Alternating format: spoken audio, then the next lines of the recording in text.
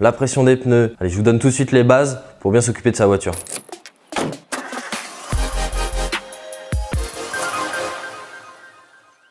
Bon alors la première chose, ça vous angoisse peut-être, c'est d'ouvrir le capot de la voiture. Comment on fait? C'est simple, déjà il va falloir faire le premier déverrouillage. Sur 90% des voitures, la manette va se situer à peu près ici. Ou sur la gauche, là ici elle va être toute là sur la gauche, le petit cran là. Des fois un petit peu sous le volant. On va avoir quelques particularités sur des fois un peu monospace. On va avoir l'ouverture qui va se trouver ici sous une petite trappe. Ou alors, chez Mini, parce que ça vient d'Angleterre, ça sera du côté passager.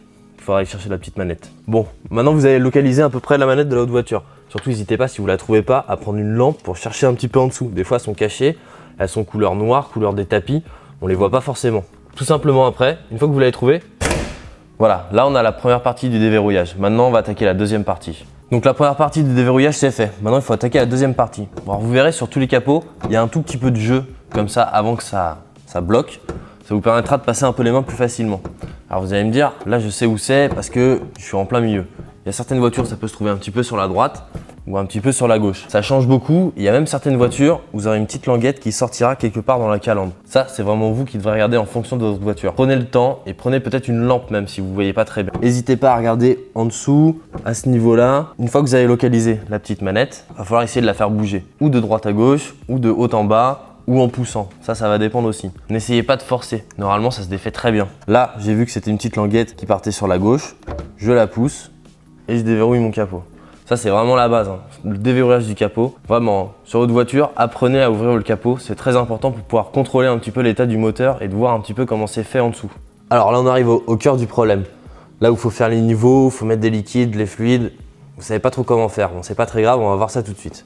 Le plus important déjà, ça va être de vérifier l'huile du moteur. L'huile du moteur, on va se servir de la jauge. Alors cette jauge-là, j'ai pas pris de chiffon, du coup j'ai un con. La jauge avec le petit logo dessus, de la burette d'huile. Pour ça, il va falloir prendre un petit chiffon. Honnêtement, moi je vois beaucoup de gens qui le font, même moi je le fais sur ma voiture. Je laisse toujours un petit chiffon, alors si possible pas à papier, un chiffon tissu, dans un coin, dans le capot moteur. Bien aux extrémités, comme ça il n'y a pas de risque qu'il parte dans le moteur, dans une courroie, qui chauffe ou qui brûle ou quoi. Dans un coin, vous le laissez, vous claquez le capot. Comme ça, vous savez que vous avez toujours un petit chiffon pour vérifier le niveau d'huile. Le niveau d'huile, ça se vérifie comment? L'idéal, c'est de le vérifier moteur froid et la voiture soit sur un sol plat, bien évidemment. Vous essuyez votre jauge à huile. Une fois qu'elle est bien sèche, vous la remettez dans son conduit jusqu'au fond. Vous tirez et vous regardez le niveau. Le niveau, sur les jauges, il y a souvent une encoche en bas, une encoche en haut, ou alors une boule en bas, une boule en haut. Il faut que le niveau se situe entre ces deux parties. C'est le minimum et le maximum. Si ça se situe entre les deux, c'est parfait. Si ça se situe en dessous du mini, il va falloir rajouter un petit peu d'huile. Si ça se situe au-dessus du maximum, là attention, hein, va falloir en enlever surtout. Et ça, on verra ça dans un autre épisode. Petite règle à savoir, au niveau de la jauge à huile, c'est valable pour toutes les voitures. Entre le minimum et le maximum, il y a 1 litre, pas plus. Hein. Ne rajoutez jamais plus d'1 litre à la fois d'un coup. Même je conseillerais un demi-litre. Et comme je vous l'ai dit, s'il y a trop d'huile au-dessus du maximum, il faudra l'enlever. Alors maintenant, on a vu, l'huile était au minimum, va falloir en rajouter. Pas de souci. On repère ce petit logo jaune avec la petite burette d'huile. Là, vous ne pouvez pas vous tromper. C'est obligatoirement là qu'il faut rajouter l'huile moteur. Donc, tout simplement, vous ouvrez et vous rajoutez. Je vous ai dit, hein, pas plus d'1 litre à la fois. Hein. Même un demi-litre et après vous recontrôlez le niveau d'huile. N'hésitez pas à recontrôler 2-3 fois le niveau d'huile une fois que vous avez rajouté l'huile. C'est souvent le temps que ça descende. Et puis des fois, on interprète mal la jauge à huile. 2 à 3 fois, n'hésitez pas. Alors maintenant que vous avez vu où c'est qu'on rajoute de l'huile, vous allez vous demander qu'est-ce qu'il faut rajouter comme huile. On ne met pas n'importe quelle huile dans n'importe quel moteur, ça c'est sûr. Si vous ne savez pas, souvent c'est écrit dans le carnet d'entretien de la voiture. Essayez de regarder si vous l'avez encore. Si vous ne l'avez pas, 2 solutions. Souvent dans les garages, si vous avez été avant dans un garage faire une révision, ils vous mettent une étiquette et dessus ils mettent la qualité de l'huile qui a été mise. S'il n'y a pas d'étiquette, 3e solution, prenez une vieille facture d'entretien. Vous retrouverez toujours la qualité d'huile qui a été mise. Et vous remettrez la même. Alors, en règle générale, ce qu'on peut dire au niveau de l'huile, on va dire que sur les voitures très récentes, c'est des très bonnes qualités d'huile, type 0W30. Sur les voitures qui sont un peu plus vieilles ou des moteurs qui ont au moins 100 000 km, on va pouvoir mettre des huiles comme 5W30 ou 5W40. Et à partir du moment où vous avez une voiture qui a plus de 200 000 km ou qui a 15 ou 20 ans, 10W40, c'est très bien. C'est quoi ces indices? C'est quoi ces numéros? C'est en fait la viscosité de l'huile à froid, à chaud et voilà. C'est pour donner une qualité d'huile. Un autre niveau à vérifier, assez important, ça va être le liquide de frein. Le liquide de frein, il sert, quand vous appuyez sur la pédale de frein, à pousser les plaquettes de frein. Ce liquide-là, il se trouve ici. Souvent, on voit mal le niveau dedans. On a l'impression qu'il y en a, mais on sait pas comment. Le bocal bouge pas beaucoup. Du coup, on n'arrive pas trop à savoir. Facile. Vous allez prendre une lampe et vous allez la poser au-dessus.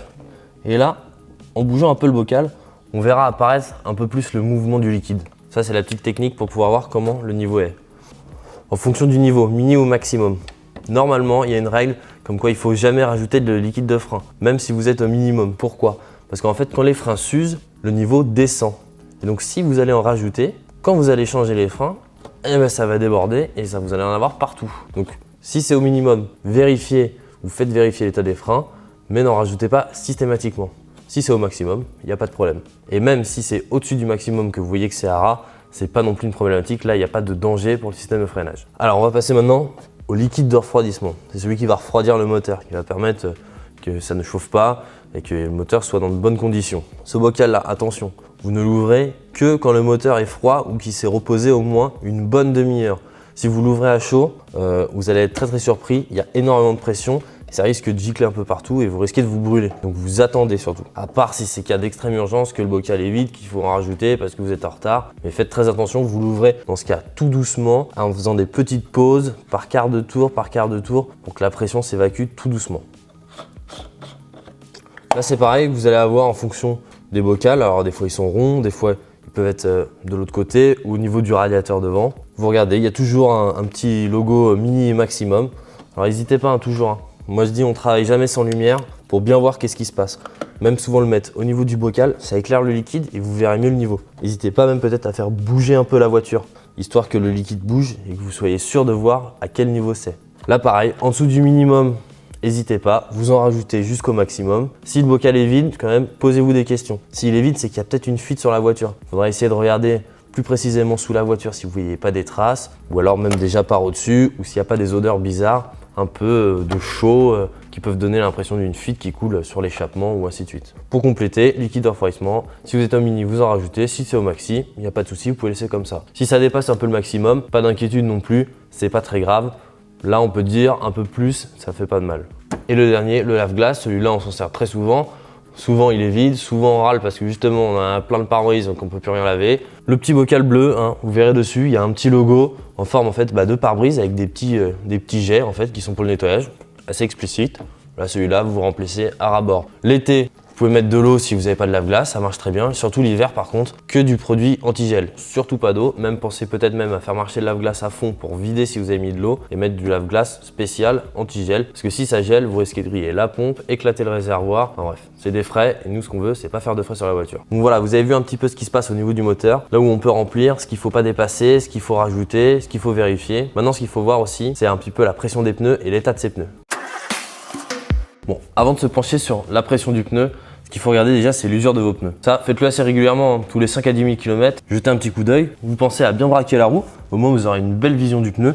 Et vous regardez les rainures et les témoins d'usure. D'ailleurs, à propos des pneumatiques, on a fait une petite vidéo. Surtout, n'hésitez pas à aller la voir. Ça explique vraiment l'intégralité du pneumatique. Bon, maintenant que vous avez regardé l'usure de vos pneus, que vous avez vu qu'elle était bonne, vous allez passer à la pression. La pression des pneus, vous avez souvent dans la portière au niveau de la trappe à essence, la pression qu'il faut mettre dedans. Si vous ne l'avez plus, l'étiquette, ou si vous ne la trouvez pas, en règle générale, sur des petites voitures, on va mettre 2 barres, avant-arrière. On va mettre jusqu'à 2,4, 2,5 si vous allez être bien chargé à l'arrière. Et sur les grosses voitures, 2,4, 2,5 en règle générale pour partout. Et on peut monter jusqu'à 3 barres à l'arrière dès que vous allez être pas mal chargé ou même sur les monospaces. N'hésitez pas. Et si vous ne savez pas, essayez quand même de vérifier dans vos portières si vous n'avez pas l'étiquette avec ce qui est préconisé par le constructeur. Vous pouvez toujours mettre un petit peu plus de ce qu'ils ont mis. S'ils préconisent 2,2 et 2,4, vous pouvez mettre 2,3 et 2,5.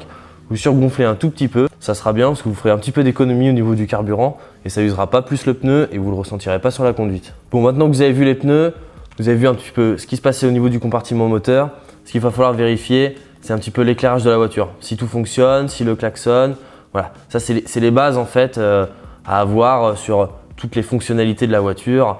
Les lampes de croisement, les pleins phares, les clignotants, les feux stop et ainsi de suite. Une fois que vous aurez vu tout ça, au moins vous aurez déjà un petit peu mieux connaissance de votre voiture et vous pourrez plus la gérer vous-même et l'entretenir vous-même. Bon, maintenant que vous avez vu un petit peu ce qui se passait au niveau des pneumatiques, au niveau du compartiment moteur, que vous avez regardé les différentes lampes de votre voiture, que tout fonctionnait, le klaxon, le lave-glace, vous avez une meilleure connaissance sur votre voiture, Et donc vous allez pouvoir l'entretenir vous-même et commencer à être un peu plus à l'aise avec faire les niveaux. Et après, on va voir comment un peu plus la réparer en détail. En gros, de la mécanique autonome. Surtout, n'hésitez pas à liker la vidéo, mettez-moi un petit commentaire et puis on se retrouve bientôt sur Mécanique Auto.